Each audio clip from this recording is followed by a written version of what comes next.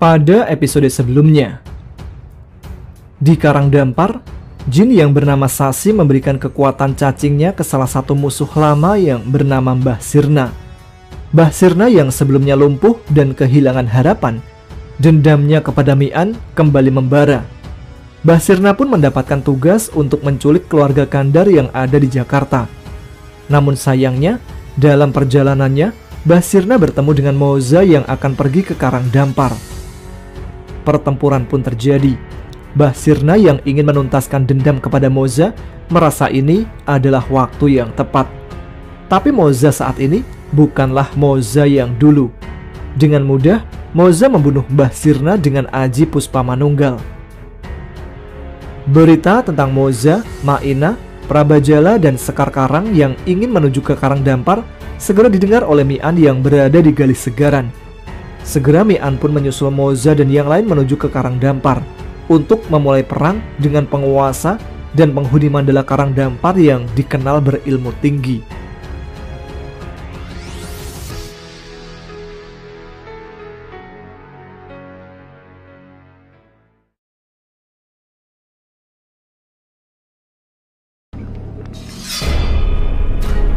Assalamualaikum warahmatullahi wabarakatuh. Jumpa lagi dengan saya Tama dalam Ada Apa Gerangan. Bagaimana kabar kalian? Semoga selalu diberikan kesehatan dan juga rezeki yang cukup. Oke, kita lanjutkan cerita Rahayu. Yang sudah penasaran kelanjutannya, langsung saja. Teman-teman, Ada Apa Gerangan? Ceritanya mulai dari sini.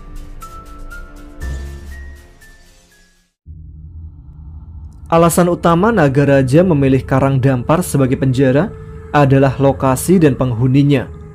Karangdampar berada di antara laut utara dan selatan.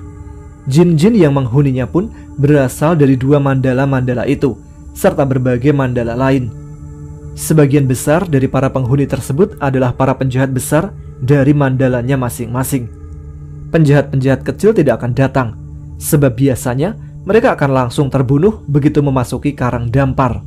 Entah untuk dimakan, dijadikan pelampiasan, atau cuma korban keisengan. Kehidupan di Karangdampar berjalan tanpa aturan. Satu-satunya hukum yang berlaku adalah hukum rimba. Bila ada yang terbunuh, maka itu dianggap sebagai kesalahannya sendiri karena tidak mampu menjaga diri. Sedangkan si pembunuh justru dianggap hebat, apalagi jika korbannya adalah jin yang kuat. Aksi saling serang dan bunuh itu hampir terjadi setiap waktu. Jin-jin yang menghuni Karangdampar seolah dipaksa untuk memaksimalkan kemampuannya masing-masing, baik itu kekuatan, kebengisan, dan kelicikannya, agar tidak berakhir sebagai korban. Sampai pada suatu hari, datanglah Empu Buto Brantas bersama Ki Gantar. Guru dan murid itu lalu mulai membentuk tatanan di Karangdampar. Mereka menyerang bukan untuk membunuh, tapi menaklukkan. Satu persatu jin yang ada di sana pun tunduk dan menjadi bawahannya, termasuk Urang Walang yang saat itu bernama Samberpati. Apa yang dilakukan Empu Buto Brantas membuat rencana Nagaraja untuk menguasai Karangdampar dari dalam berantakan. Ia pun memerintahkan Tumenggung Suranaga dan prajurit-prajurit yang selama ini menyamar di sana membunuh Empu Buto Brantas dan Ki Gantar. Upaya tersebut gagal. Para prajuritnya justru habis terbantai dan Tumenggung Suranaga menjadi tawanan. Nagaraja lalu mengirim utusan lagi yang terdiri dari anggota jin-jin berilmu tinggi. Namun, mereka juga tidak berhasil. Merasa harga dirinya telah dilukai, Nagaraja dan Patih Tirtayuda mendatangi Karangdampar dengan menyamar. Begitu tiba di sana, keduanya langsung menyerang sarang Empu Buto Brantas dan pertarungan pun berlangsung sengit. Kemampuan Empu Buto Brantas membuat Nagaraja kewalahan. Empu Buto Brantas akhirnya bisa dikalahkan setelah Patih Tirtayuda berhasil membunuh Ki Gantar. Hal itu membuat semangat tempur Empu Buto Brantas jatuh hingga Nagaraja mampu menundukkannya. Sejak hari itu, Karangdampar menjadi wilayah kekuasaan Nagaraja. Ia menyuruh Tumenggung Suranaga sebagai wakilnya. Nagaraja juga memaksa Empu Buto Brantas menjadikan Suranaga sebagai muridnya. Untuk menjaga rahasia hubungan Nagaraja dan Karangdampar, nama Suranaga diganti menjadi Ki Ajar Dampar. Sambil beristirahat, Prabajala, Moza, Maina, Ki Mayangkara, Ki Selowukir, Sekar Karang, Brahma dan Arum mendengarkan kisah sejarah Karang Dampar dari Urang Walang. "Mengapa kau kabur dari sana, Ki?" tanya Prabajala. "Sejak dikuasai naga raja, tidak ada lagi kebebasan di sana. Aku cuma budak dan bidak dari naga raja. Hal itu tidak sesuai dengan harapanku datang ke sana. Apalagi setelah itu aku bertemu kakek dan ibumu," jawab Urang Walang. "Aku justru penasaran dengan alasan kedatanganmu ke Karang Dampar, Ki. Sebab menurutku kau bukan makhluk jahat," sahut Sekar Karang. Urang Walang menoleh dan menatap Sekar Karang. "Aku ini jahat, Putri. Sangat jahat," ujarnya lirih. Urang Walang lalu menceritakan kisahnya. Sebelum menjadi penjahat, ia adalah salah satu prajurit sandi dari salah satu mandala di Laut Utara. Sebagai prajurit, maka satu-satunya kewajiban adalah tunduk kepada perintah, meski perintah itu bertentangan dengan nilai-nilai kebenaran dan keadilan. Urang Walang akan melaksanakannya. Namun, setelah sekian lama melakukan berbagai macam tugas kotor, Urang Walang tidak mampu lagi menahan beban perasaan bersalahnya. Ia pun melarikan diri dari tugas dan menjadi buronan mandalanya. Namanya juga dirusak dengan fitnah serta tuduhan keji. Dalam pelarian itulah, Urang Walang harus melakukan banyak perbuatan yang menyedihkan. Ia terpaksa bertarung dan membunuh teman-temannya sendiri, karena mereka ditugaskan untuk memburu dan membunuhnya. Untuk menghindari hal tersebut terus terjadi, Urang Walang memutuskan pergi ke Karang Dampar. Mula-mula rencana itu berjalan baik. Urang Walang mengubah namanya menjadi Samberpati. Karena ilmunya cukup tinggi, ia pun bisa bertahan menghadapi proses seleksi alam di Karang Dampar. Di sana juga ia mengenal dan akhirnya bersahabat dengan Suranaga. Setelah Karang Dampar dikuasai naga raja, Urang Walang kembali mengalami hal yang sama dengan sebelumnya. Ia kerap ditugaskan untuk melakukan misi-misi kotor naga raja. Puncaknya adalah saat ia diminta membunuh Panembahan Supit karena ia menolak lamaran naga raja. "Sisanya kau tentu sudah tahu, Raden," ujar Urang Walang mengakhiri ceritanya. Raden Prabajala menundukkan kepala. Cerita sang kakek tentang pengorbanan ibunya kini kembali mengaduk-aduk perasaannya. Sekar Karang yang tahu Prabajala sedang dilanda kesedihan meraih tangan pemuda itu untuk membantu meredakannya. Mereka lalu merundingkan cara untuk memasuki Karang Dampar. Dari informasi jin-jin yang berhasil dikalahkan, keadaan Karang Dampar sudah jauh berbeda dari saat Urang Walang masih di sana. Di Galih Segaran, Mian dilanda kegelisahan. Keinginannya untuk menyusul Moza berbenturan dengan kondisi Galih Segaran yang semakin memanas. Meski saat ini sebagai kedok kelicikan naga raja telah terbuka, tapi hal itu tidak bisa menjamin perang tidak akan terjadi. "Pergilah, An. Keluargamu juga sama pentingnya dengan keluargaku," ucap Ki Galih Segoro yang datang bersama Gundala dan Ganggang Wilis. Mian menghela nafas panjang. "Kau jangan ikut, Reng. Kehadiranmu dan Ganggang Wilis dibutuhkan di sini. Rakyat dan pasukan Galih Segaran pasti ingin melihat para pemimpinnya berjuang melindungi mereka." "Tidak bisa, An. Kau tidak akan pergi atau mengeluh saat aku membutuhkan bantuan. Apalagi sekarang Moza, Brahma, Arum, dan Maina yang butuh bantuan. Aku tetap ikut, An," bantah Gundala. "Mian benar, Reng. Ini bukan soal kesetiaan atau utang budi, tapi tentang prioritas. Biar kami yang ikut berangkat ke Karang Dampar." Gundala menoleh ke arah Ki Waskita yang baru saja datang bersama Tanggap, Sasmita, dan beberapa jin dari alas Pring Etan serta Watu Jejeg. Tidak lama kemudian, Chandrasa, Ajeng, Kandar, dan Condromowo ikut muncul juga. Setelah berunding, Gundala akhirnya bisa menerima saran Mian. Ia pun tidak bersikeras ikut pergi ke Karang Dampar. Mian lalu berangkat dengan ditemani Chandrasa, Kandar, Condromowo, Tanggap, Sasmita, Ki Waskita, serta pasukan gabungan alas Pring Etan dan Watu Jejeg. Berita kematian Mbah Sirna telah sampai ke Karang Dampar. Ki Ajar Dampar pun menyalahkan Sasi atas kejadian itu dan segera menyiapkan pasukan untuk menyambut kedatangan kelompok Moza. Setelah itu, Ki Ajar Dampar bergegas membangunkan Empu Buto Brantas dari tapanya. Pasukan bantuan naga raja yang dipimpin oleh Patih Tirtayuda langsung menyebar dan bergabung dengan penghuni Karang Dampar. Patih Tirtayuda sendiri memilih bersama Ki Ajar Dampar, Sasi, Empu Buto Brantas, dan Panembahan Supit yang telah berada dalam kendali Sasi. "Harus kuapakan mereka, Ki Patih?" tanya Empu Buto Brantas. "Bunuh semuanya, Empu.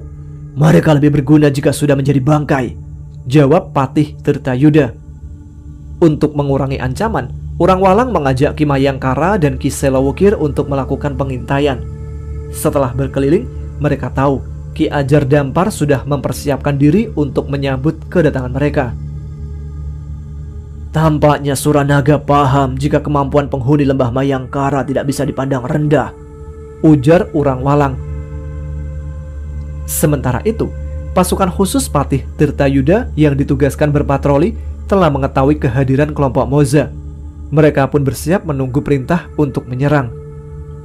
Di semua pulau karang kecil, Maina yang sedang melakukan harmonisasi menangkap getaran energi dari pasukan tersebut.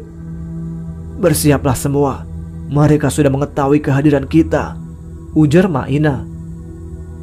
Patih Tirtayuda tidak ingin membuang waktu sia-sia. Ia memilih menarik pasukan patroli dan menunggu kedatangan kelompok Prabajala di Karang Dampar. Hal ini disadari oleh Moza, Ki Mayangkara, dan yang lain. Mereka sadar pilihan yang ada hanyalah masuk dan menyerang. Prabajala, Sekar Karang, Maina, Moza, Brahma, Arum, Ki Selowukir, Ki Mayangkara, dan Urang Walang pun segera menyiapkan diri untuk menghadapi pasukan Karang Dampar. Namun, sebelum mereka masuk, kelompok Mi'an datang. "Raden dan Sekar Karang kembali saja ke Gali Segaran. Biar kami yang akan membebaskan Panembahan Supit," ujar Mi'an. "Tapi Tuan, Panembahan Supit itu kakekku. Membebaskannya adalah kewajibanku," protes Prabajala. Mi'an tersenyum. Ia menyadari gejolak perasaan Prabajala. "Kau tahu berapa banyak penghuni Mandala Naga Raja dan Gali Segaran kan, Raden? Kehadiran dan kesaksianmu bisa mencegah mereka terluka atau tewas. Sebagai calon pemimpin, kau harus mendahulukan kepentingan dan keselamatan rakyat di atas segalanya. Itu juga yang menjadi alasan Ki Gali Segoro memilih tidak pergi sendiri untuk mencari Ganggang Wilis. Meski berat, Ki Gali Segoro sadar keselamatan Ganggang Wilis tidak bisa dibandingkan dengan keselamatan rakyat di Mandalanya." Raden Prabajala terdiam. Ia tahu kebenaran kata-kata Mi'an tidak bisa dibantah. Setelah Mi'an berjanji akan berusaha semaksimal mungkin untuk membebaskan Panembahan Supit, Prabajala bersama Sekar Karang pun pergi dengan pengawalan Candrasa dan pasukan Sandi Gali Segaran. Mi'an sangat terkejut ketika mendengar Mbah Sirna berhasil kabur dari Baluran dan akhirnya terbunuh dalam pertempuran. Kabar lain yang tidak kalah mengagetkan adalah kemungkinan Sasi masih hidup dan tinggal di Karang Dampar. Wajah Kandar langsung berubah saat mendengarnya, sebab Sasi adalah ancaman nyata bagi Naya dan semua yang dicintainya. "Jangan khawatir, Ndar. Orang yang ditugaskan Sasi ke Jakarta sudah tewas," ujar Moza berusaha menenangkan Kandar. "Terima kasih, Bu. Tapi selama dia masih ada, aku tidak akan bisa hidup dengan tenang," keluh Kandar. "Karena itulah kita harus menyelesaikannya di sini agar kita semua bisa hidup lebih tenang," sahut Urang Walang. Karena tahu Karang Dampar sudah siap menyambut mereka, kelompok Mi'an langsung datang dan masuk tanpa sembunyi-sembunyi. Pasukan penjaga yang tadi dilihat Ki Mayangkara telah menghilang. "Rupanya mereka tidak ingin membuang tenaga dan waktu sia-sia, Ki," ujar Mi'an. "Pasti Patih Tirtayuda yang memerintahkan. Ia tahu kita tidak punya pilihan selain mengikuti permainannya," balas Ki Mayangkara. Setelah berjalan beberapa lama, sampailah Mi'an dan rombongannya di depan istana Ki Ajar Dampar yang dijaga oleh penghuni Karang Dampar dan pasukan Patih Tirtayuda. Tidak lama kemudian, jin-jin yang tadi bersembunyi muncul dari belakang dan langsung mengepung. Mi'an melihat berkeliling, melihat banyaknya lawan yang ada. Hal yang sama dilakukan oleh yang lain. "Berapa besar kemungkinannya, An?" tanya Moza. Aku tidak mau berpikir buruk, Za. Tapi yang pasti, kita harus berjuang sangat keras agar bisa membebaskan Panembahan Supit dari tempat ini, jawab Mian. Patih Tirtayuda, Empu Buto Brantas, Ki Ajar Dampar, Sasi, dan para pemimpin kelompok di Karang Dampar berdatangan ke depan kelompok Mian. Kalian terlalu sombong. Meski tidak semegah dan sebesar Mandala lain, kekuatan Karang Dampar tidak boleh diremehkan, ujar Patih Tirtayuda. Sombong itu kau melakukan sesuatu tanpa perhitungan, Ki. Dan kami sudah berhitung, balas Mian. Bangsat, kalian akan mati di sini, umpat Patih Tirtayuda, lalu memerintahkan pasukannya untuk menyerang. Tanggap, Sasmita, Laskar Watu Jejeg, dan Alas Pring Etan langsung bergerak menyambut serangan tersebut. Sasi yang dari tadi sudah tidak sabar untuk membunuh Kandar segera menyerang laki-laki itu dengan surai-surainya. Kandar tentu saja tidak tinggal diam. Surainya bergerak sama cepatnya dengan surai Sasi. Urang Walang memilih Ki Ajar Dampar sebagai lawan. Keduanya pun segera saling serang dengan ganas. Sama dengan Kandar, Urang Walang juga memanfaatkan surai-surainya sebagai senjata dan alat pertahanan. Hal itu mampu membuat Ki Ajar Dampar kewalahan. Ia pun memanggil bantuan untuk mengeroyok Urang Walang. Sebagai tempat yang dulu tidak pernah damai dan selalu diwarnai persaingan serta pertarungan, Karang Dampar diisi oleh makhluk-makhluk yang sudah teruji kekuatan, kebengisan, dan kelicikannya. Hal itu membuat Moza dan Maina tidak berani meninggalkan Brahma dan Arum jauh-jauh. Keduanya takut Brahma dan Arum masuk dalam jebakan lawan-lawannya.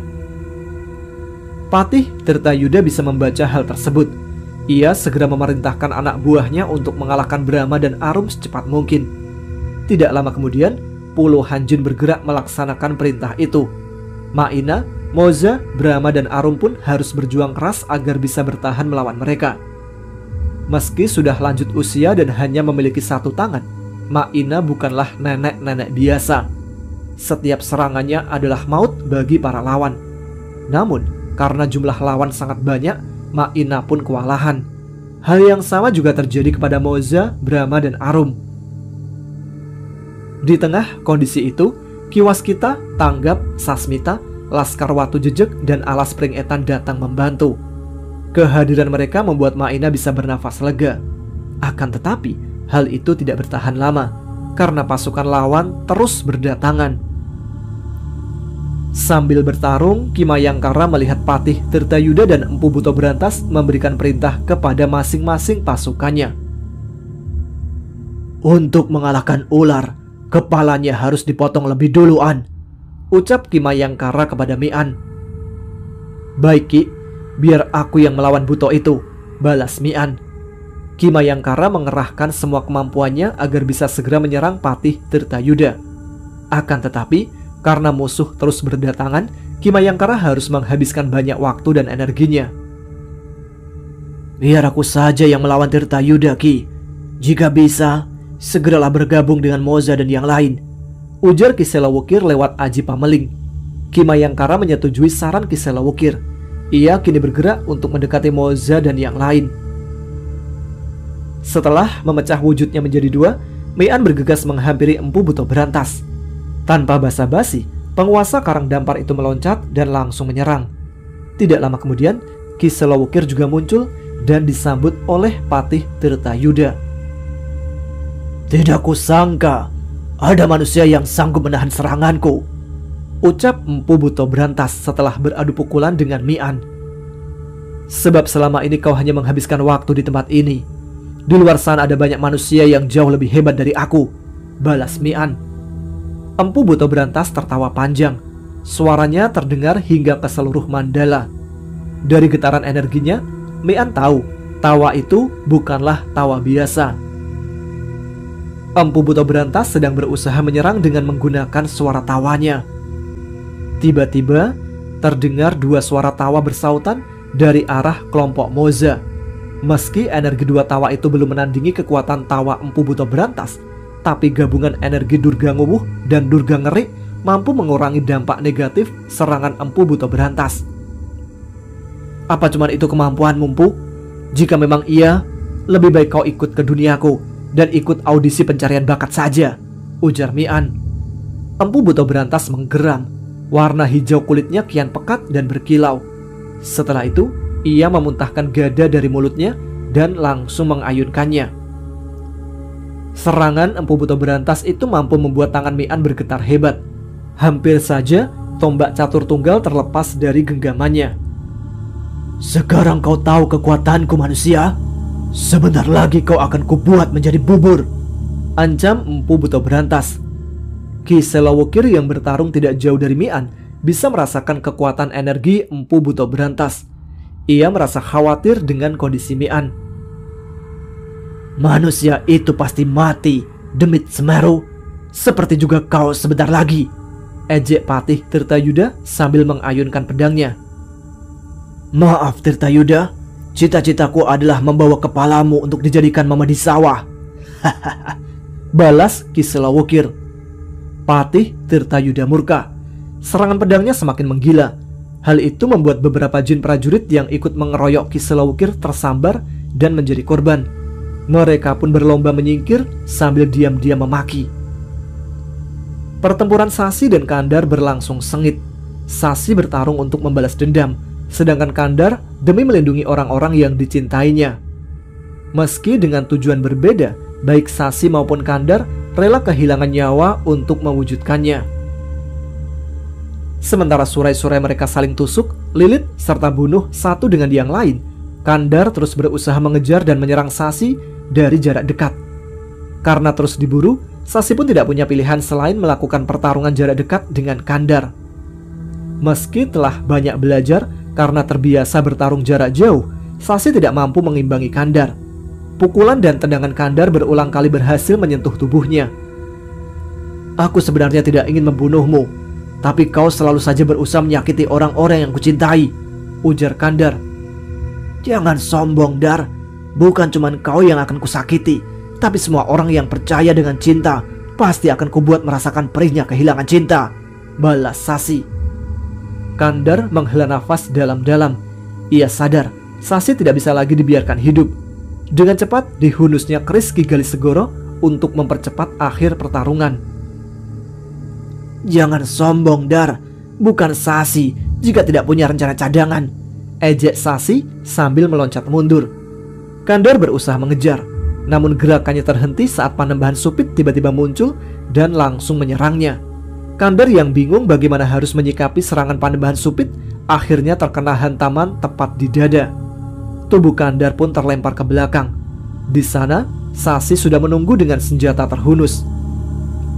Condromowo yang bertarung di sekitar tempat itu berusaha menolong Kandar. Akan tetapi, ia tidak mampu membebaskan diri dari lawan-lawannya. Dengan terpaksa, Condromowo harus menyaksikan tubuh Kandar meluncur ke arah Sasi. Sasi tersenyum senang. Tinggal beberapa jengkal lagi ujung pedangnya akan menembus tubuh Kandar. Sambil meluncur maju, Sasi sudah membayangkan besarnya energi yang akan didapatkannya dari Kandar. Namun, bayangan itu buyar ketika sosok bayangan tiba-tiba saja muncul dan menyambar tubuh Kandar. "Kau selalu ikut campur urusan makhluk lain saja, monyet lawu," umpat Sasi kepada kembaran Mian. "Sudah menjadi kewajiban yang mampu untuk ikut campur melawan kezaliman, Sasi," balas Mian. Sasi menyeringai, lalu langsung menerjang maju. Di saat yang sama, Panembahan Supit juga ikut menyerang. Kandar yang telah berhasil mengatur sirkulasi energinya meminta Mian menghadapi Panembahan Supit, sementara ia sendiri akan melanjutkan pertarungannya dengan Sasi. Karena memecah diri menjadi 3, kekuatan Mian pun berkurang banyak. Hal ini membuat pertarungannya melawan Empu Buto Berantas menjadi semakin berat. Apalagi serangan juga datang dari jin-jin penghuni karang dampar yang lain. "Semoga saja perhitunganku benar," batin Mian sambil meminta yang lain untuk bertahan selama mungkin. Di Galih Segaran, kedatangan Prabajala dan Sekar Karang disambut Ki Galih-Segoro dengan senang. Karena batas waktu yang diberikan Istana Laut Selatan hampir berakhir, Ki Galih-Segoro segera memerintahkan keduanya ke Istana Laut Selatan. Bersama mereka ikut juga Ganggang Wilis, Gundala Wereng, Nisuba, Candrasa, Taligeni, Kaladite, dan Kalanadah. Untuk mengecoh pihak Nagaraja, Ki Galih-Segoro membentuk pasukan-pasukan pengiring palsu yang dipimpin oleh Nagalindu, Ki Sabet Mumur, dan beberapa punggawa yang lain. Pasukan-pasukan pengecoh ini pergi dengan menggunakan tanda-tanda kebesaran Galis Segaran. Sementara kelompok Prabajala justru bergerak dalam penyamaran tanpa tanda-tanda kebesaran apapun. Mereka hanya dibekali cincin kebesaran Ki Galis Segoro. Pergerakan ini tentu saja diketahui oleh Nagaraja. Ia pun mengirimkan banyak kelompok pasukan yang menyamar sebagai gerombolan bajak laut untuk membunuh Prabajala sebelum mereka berhasil memasuki Istana Laut Selatan. Di Mandalanya, Nyi Ageng Puspasarpa terus mengamati perkembangan situasi yang terjadi di Nagaraja. Seluruh pasukan yang ada di Nagaraja telah diinstruksikan untuk siap menyerang begitu perintah datang. Upaya Ki Galis Segoro mengirim pasukan pengecoh mampu membuat Nagaraja tertipu. Mereka mengejar dan mencegat pasukan-pasukan yang dipimpin oleh Nagalindu, Ki Sabet Mumur, dan para punggawa lainnya. Kelompok Prabajala pun berhasil sampai di Istana Laut Selatan dengan selamat. Setelah menunggu beberapa lama, mereka lalu diizinkan untuk menghadap Dewi Pusparani, sang penguasa Istana Laut Selatan. Dewi Pusparani meminta Prabajala dan Ganggang Wilis menceritakan apa yang telah terjadi. Untuk melengkapi cerita tersebut, Dewi Pusparani juga meminta keterangan dari Gundala, Chandrasa, Nisuba, Condromowo, dan yang lain. Setelah selesai mendengar semua cerita dan memeriksa bukti-bukti, termasuk sepasang pedang Imyang, Dewi Pusparani memanggil Tumenggung Jalasima dan Jalasinga. Siapkan pasukan kalian untuk pergi ke Mandala Nagaraja. Kibarkan panji Tunggul Naga dan Tunggul Wilis sebagai bukti kalian adalah wakil resmi dari Istana Laut Selatan. Perintah Dewi Pusparani kepada dua senopati pasukan perangnya. Bagaimana dengan Nyi Ageng Puspasarpa yang mulia? Tanya Tumenggung Jalasima. Dewi Pusparani menatap salah satu tokoh terkuat di Laut Selatan itu. Ia bisa memahami makna tersirat dari pertanyaannya. Secara tidak langsung, Jalasima ingin mengatakan keengganannya bertarung dengan Puspasarpa. Bukan karena takut, tapi karena Puspasarpa adalah bagian dari keluarga inti Istana Laut Selatan. Biar Puspawilis yang akan menghadapinya, Sima. Tapi jika Puspasarpa keras kepala dan Puspawilis butuh bantuan, lupakan janji setiamu kepada Istana Laut Selatan. Sebab janji kepada Pencipta Laut Selatan jauh lebih penting dan berharga, ujar Dewi Pusparani. Setelah Tumenggung Jalasinga dan Jalasima pergi untuk menyiapkan pasukan mereka, Dewi Pusparani memanggil Raden Prabajala. Kau berani melawan Nagaraja, Praba? Tanya Dewi Pusparani tanpa basa-basi. Raut wajah Prabajala terlihat bingung. Apa maksudnya yang mulia? Tanyanya. Jika kau tidak berani, maka seluruh Mandala Nagaraja akan jatuh ke tangan Puspasarpa, ujar Dewi Pusparani. Maaf yang mulia, bisakah yang mulia menjelaskan mengapa Mandala Nagaraja bisa jatuh ke tangan Nyi Ageng Puspasarpa? Tanya Ganggang Wilis. Dewi Pusparani lalu menjelaskan kelicikan Nyi Ageng Puspasarpa. Pada dasarnya, watak penguasa Mandala Benteng Selatan itu tidak jauh berbeda dengan Nagaraja. Hanya saja, cara bergerak Puspasarpa lebih halus dan licik dari Nagaraja. Ia membiarkan Mandala-Mandala berlomba saling menguasai. Setelah aksi umbar keserakahan itu selesai dan memiliki pemenang, barulah Puspasarpa mencari kesempatan untuk menguasai Mandala si pemenang. Begitu aku memutuskan Nagaraja bersalah, maka Puspasarpa memiliki alasan untuk menyerang dan menguasai Nagaraja bersama semua Mandala bonekanya. Kecuali jika Prabajala bersedia menantang Nagaraja dengan taruhan Mandalanya sebelum aku membuat keputusan, ujar Dewi Pusparani mengakhiri penjelasannya. Apa tidak bisa diwakili yang mulia? Tanya Gundala Wereng. Tidak bisa, Wereng. Hanya mereka yang memiliki hak atas tahta yang bisa melakukannya. Apa yang terjadi di Nagaraja berbeda dengan Nusa Karang, jawab Dewi Pusparani. Prabajala termenung. Sesekali ia menatap Sekar Karang, berusaha mencari tambahan keyakinan untuk menguatkan keputusannya. Ketika Sekar Karang menganggukkan kepalanya, Prabajala menyatakan bersedia melawan Nagaraja. Bagus, kalau begitu tinggallah di sini untuk mempersiapkan diri. Nanti kau akan berangkat bersama Tumenggung Nalasima dan Nalasinga. perintah Dewi Pusparani. Di Mandalanya, naga raja benar-benar gelisah. Pasukan-pasukan pencegatnya kembali dengan tangan hampa. Sebagian bahkan tidak kembali karena tewas dibantai pasukan pengecoh Galis Segaran. Naga raja yakin Prabajala telah sampai ke Istana Laut Selatan dan melapor kepada Dewi Pusparani. Naga raja tahu nasibnya ada di ujung tanduk. Jika Dewi Pusparani memutuskan ia bersalah, maka mandala-mandala lain memiliki alasan untuk menyerangnya. Sebenarnya hal itu bukanlah masalah besar seandainya Nyi Ageng Puspasarpa tidak ikut bergerak. Kali ini aku benar-benar salah langkah, keluh naga raja sambil berusaha memikirkan jalan keluar dari masalahnya. Di Mandala Benteng Selatan, Nyi Ageng Puspasarpa memerintahkan pasukannya bersiap menyerang naga raja begitu saatnya tiba. Setelah sekian lama menunggu, ia tidak ingin menyia-nyiakan kesempatan yang mungkin tidak akan pernah datang lagi. Di Mandala Benteng Timur, pasukan Nyi Puspawilis juga telah siap bergerak. Mereka tinggal menunggu perintah dari Dewi Pusparani. Pertempuran di Karangdampar masih berlangsung sengit. Kalah jumlah, para penghuni Karangdampar berhasil membuat Mian dan yang lain kewalahan dan kelelahan. Energi mereka terkuras karena lawan yang terus berdatangan. Dengan sekuat tenaga, Kandar berjuang mengalahkan Sasi dan jin-jin yang mengeroyoknya. Seluruh tubuh Kandar telah dipenuhi luka, tapi hal itu tidak menghentikan upayanya untuk melenyapkan ancaman terbesar dalam hidupnya tersebut. Menyerahlah, Dar. Setidaknya kalau mati hari ini, kau tidak akan menderita saat kubunuh mereka, ejek Sasi di sela serangannya. Ayo bertarung 1 lawan 1, pengecut, seru Kandar sambil berloncatan menghindari serangan lawan-lawannya. Keadaan Mian, Moza, Maina, Brahma, Arum, Kimayangkara, Kiselawukir dan Urang Walang juga tidak jauh berbeda. Mereka harus berjuang keras mempertahankan diri dari gempuran lawan-lawannya.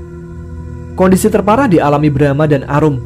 Selain kurang pengalaman, ilmu mereka juga belum sepenuhnya mapan. Apalagi Patih Tirtayuda telah memerintahkan pasukannya untuk menjadikan Brahma dan Arum sebagai sandera. Mengetahui kedua anaknya terancam, Mian kembali menggandakan wujud untuk membantu. Secara otomatis, energinya pun berkurang banyak. Hal ini membuat Empu Buto Berantas murka karena merasa diremehkan. Kau benar-benar kurang ajar, manusia. Akan kubuat kau menyesali kesombonganmu, ancam Empu Buto Berantas. Aku akan lebih menyesal jika tidak bisa melindungi orang-orang yang kucintai, Empu. Hal yang tidak akan pernah bisa dipahami oleh makhluk egois sepertimu, balas Mian. Kemarahan Empu Buto Berantas semakin meluap. Sambil meraung, ia mengayunkan gadanya. Di saat yang sama, jin-jin pengikut Empu Buto Berantas juga menyerang dari berbagai arah. Tidak memiliki jalan melarikan diri, Mian pun berusaha menahan serangan itu dengan seluruh sisa energinya. Mian merasakan dadanya seperti ditimpa batu besar. Nafasnya sesak dan seluruh aliran energinya kacau. Belum sempat Mian memulihkan diri, Empu Buto Berantas sudah mengayunkan gadanya lagi. Serangan kali ini membuat Mian terpaksa harus menarik kembali para kembarannya. Kejadian itu membuat situasi menjadi kacau. Kandar kembali harus melawan Panembahan Supit. Demikian juga dengan Brahma, Arum dan mereka yang tadi dibantu oleh kembaran Mian. Empu Buto Berantas dan Patih Tirtayuda yang melihat hal tersebut tiada hentinya berteriak. Mereka menyuruh para anak buahnya untuk segera membunuh Moza dan yang lain. Jin-jin Karangdampar pun dengan beringas mematuhi perintah tersebut. Di tengah kondisi memprihatinkan itulah, beberapa bayangan datang dan langsung mengobrak-abrik pasukan Empu Buto Berantas dan Patih Tirtayuda. Maaf terlambat, urusan di Istana Laut Selatan ternyata membutuhkan waktu lebih lama, ucap Chandrasa yang datang bersama Nisuba sambil menyerang jin-jin yang mengeroyok Moza, Maina, Brahma dan Arum. Di palagan lain, Kaladite, Kalanadah, Taligeni, Naga Bantala, Naga Bara, Ayu Sekar dan Romo Galih Noto juga sibuk bertarung melawan para penghuni Karangdampar. Sudah kukatakan aku tidaklah sombong, Empu. Walau kadang salah, semua sudah kuperhitungkan, ujar Mian kepada Empu Buto Berantas. Empu Buto Berantas mendengus. Situasi pertempuran sudah jauh berubah. Kehadiran bala bantuan kelompok Mi'an berhasil menyeimbangkan keadaan. Empu Buto Berantas juga yakin pasukan bantuan lain akan terus berdatangan. Selamatkan Panembahan Supit An, biar Buto ini yang aku hadapi, ucap Gundala yang baru saja datang setelah membantu kelompok Condromowo. Kau kekasih Ganggang Wilis itu? Tanya Empu Buto Berantas. Kalau iya, memangnya kenapa? Gundala balik bertanya. Bagus, aku akan menjajal kemampuanmu 1 lawan 1, tantang Empu Buto Berantas. Gundala tertawa. Setelah mengeroyok Mi'an, kau ingin bertarung 1 lawan 1 denganku? Jantan sekali kau, Empu, ejeknya. Tapi tidak mengapa, akan kuterima tantanganmu itu. Di palagan lain, Patih Tirtayuda gelisah dilanda kekhawatiran. Kehadiran Gundala, Candrasa dan para sekutunya adalah sebuah pertanda buruk. Mereka sudah di sini. Itu berarti tidak ada lagi yang perlu dikhawatirkan di Galis Segaran. Nasib Mandalamu sudah diputuskan, Tirtayuda, ujar Ki Selawukir di sela tikaman tombaknya. Patih Tirtayuda tersentak. Kekhawatirannya berubah menjadi ketakutan. Detik itu juga ia ingin kembali ke Nagaraja. Baiklah, sampai di sini dulu cerita Rahayu kali ini. Kita lanjut besok sore lagi ya. Dan besok adalah episode terakhir dari Rahayu. Jadi nyalakan notifikasinya biar tidak terlewat. Terima kasih kepada teman-teman sekalian yang selalu menyimak episode Ada Apa Gerangan. Jangan lupa subscribe bagi yang belum, tuliskan komen, tunjukkan eksistensi kalian. Saya Tama pamit, tetap semangat. Wassalamualaikum warahmatullahi wabarakatuh.